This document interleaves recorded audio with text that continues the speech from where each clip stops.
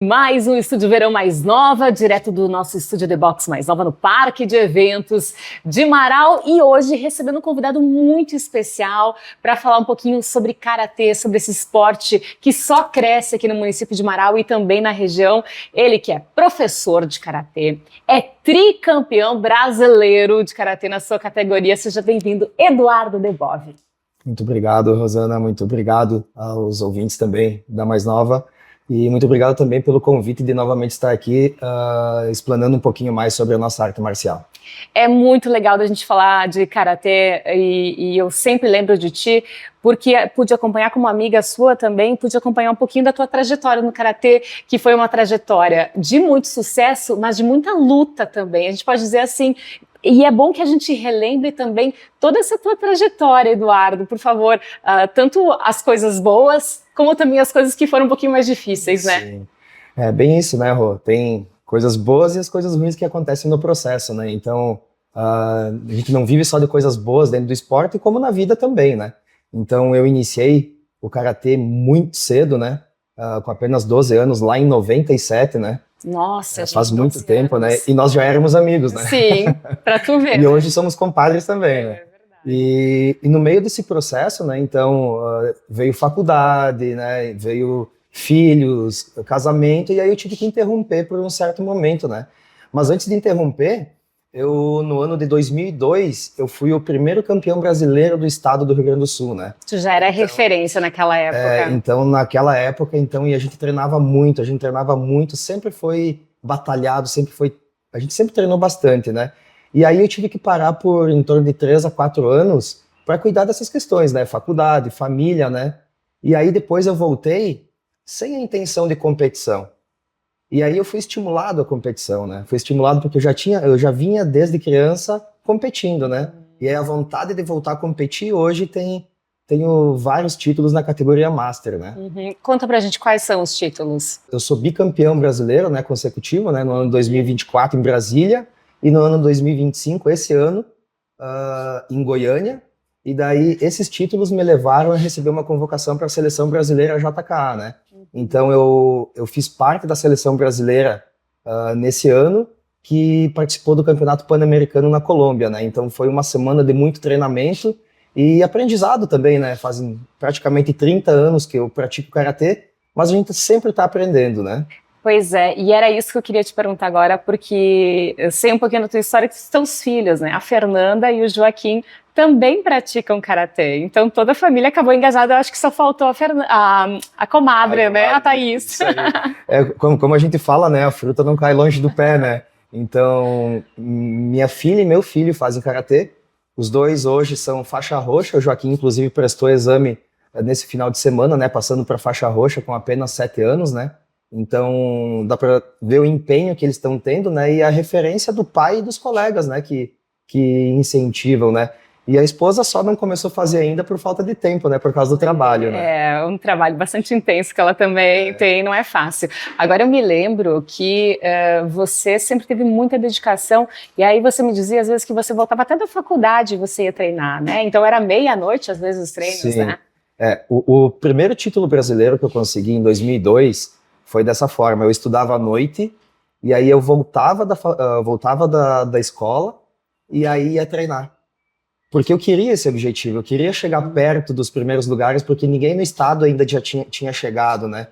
E na época eu era faixa roxa, a faixa que os meus filhos estão hoje. Sim, você vê, né? E naquela época a competição era muito mais pesada, né? Era muito mais forte, muito mais disputada. Hoje se divide categoria faixa preta, categoria faixa roxa, categoria faixa marrom, e lá não, lá era todas as faixas juntas. E eu competi com faixa marrom e preta e ganhei todas as minhas lutas, né? Nossa, impressionante mesmo essa história. E eu queria que você dissesse para as pessoas que elas não têm talvez esse contato com o karatê, como é que é esse esporte, assim, do que ele trata, o que é mais valorizado no karatê, e se você percebeu que o impacto do karatê pode realmente mudar uma vida? Com certeza. A gente tem várias histórias de superação, né, dentro do karatê aqui de Marau, né? Não vou nem explanar muito para fora do estado, né? Mas aqui dentro de Marau tem muitas histórias bacanas, né, que o karatê conseguiu mudar a vida de muitas pessoas, né? E como a gente sempre fala, para quem é leigo na arte marcial, não só no karatê, mas tem também as outras artes marciais que tem aqui no município, elas desenvolvem um trabalho diferente, né? Um trabalho que não é agressivo, vamos dizer assim. O intuito do treino da arte marcial é a luta. Mas por trás, o que nós professores, que hoje também sou professor de karatê, a gente busca é uma formação da pessoa, né? Para que a gente introduza essa criança na sociedade, uma criança um pouquinho melhor e que ela tenha habilidades para conviver de uma maneira melhor na sociedade, né?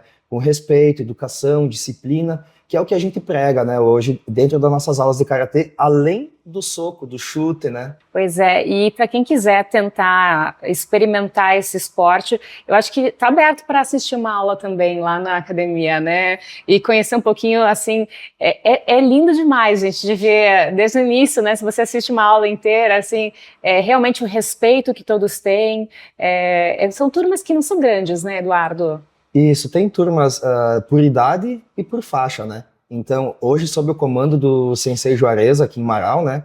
Então, tem diversas turmas para várias idades, desde de criança de 4 anos até a minha turma, que tem alunos lá de 60 anos, né? Nunca é tarde para começar, né? Nunca é tarde para começar, nunca é tarde para começar. Então, quem tem interesse em entrar em contato, né, com a Shobukan. Com certeza experimentar um pouquinho, né, desse esporte que com certeza impactou a vida de muita gente, vai impactar ainda a vida de muita gente.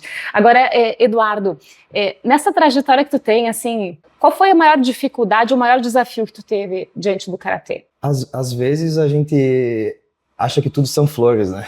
Não são. Exatamente. Como a gente falava. Tem as vitórias, mas tem as derrotas, né? Isso, às vezes a gente se frustra, né? Em algum momento, né? Mas a gente precisa ser resiliente em alguns momentos, né? Então, às vezes uma derrota, às vezes a gente treina ali 6 meses, 1 ano para chegar em uma competição e a gente vai lá e acaba perdendo na primeira luta. Sim. Né? E acaba que a gente fica frustrado e muitos há o pensamento de parar, né? Eu vou contar brevemente um fato que aconteceu comigo no ano de 2001.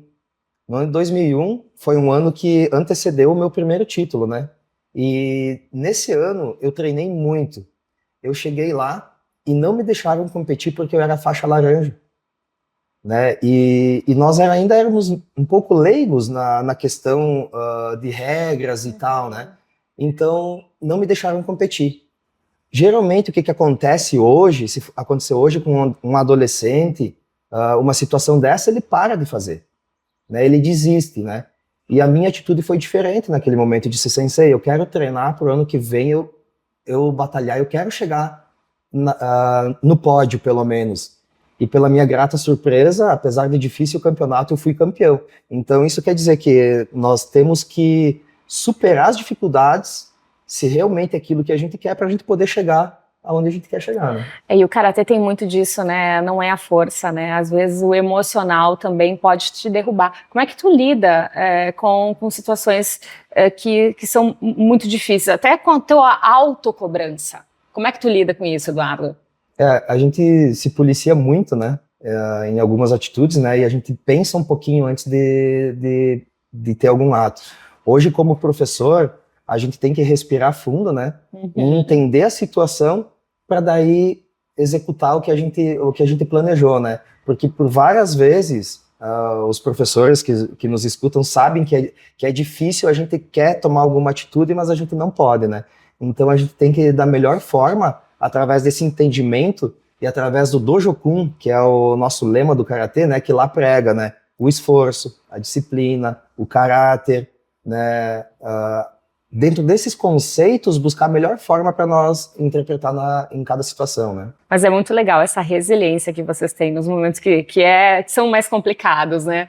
Eduardo, adorei te receber aqui. Eu acho que tu é uma baita inspiração para muita gente. Pude acompanhar, assim, essa tua garra, né, durante toda a tua trajetória. E tu, assim como muita gente, né? São muitos atletas de Marau que se dedicam ao karatê, que tiveram bons resultados. Então, transmita, por favor, o meu abraço a todos eles e ficamos muito felizes e orgulhosos, né, do karatê marauense. Muito obrigado, Rosana. Eu também gostaria de fazer uma referência, né, ao nosso mestre, né, o Sensei Juarez, né, que é o responsável pelo karatê aqui de Marau. Eu sou um aluno dele E vários outros alunos deles são os professores, né? Quero enfatizar o Douglas Albano, que ele é professor em várias cidades, que é aluno de Sensei Juarez.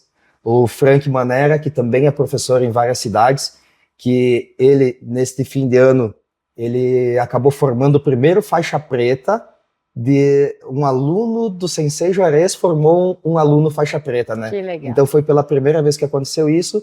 A professora Samantha e a professora Michele também, que a gente sempre faz um trabalho em conjunto e pensado para que todas as coisas sigam conforme conforme o nosso planejamento, né? E com certeza estão fazendo um trabalho maravilhoso. Obrigada, Eduardo. Muito obrigado.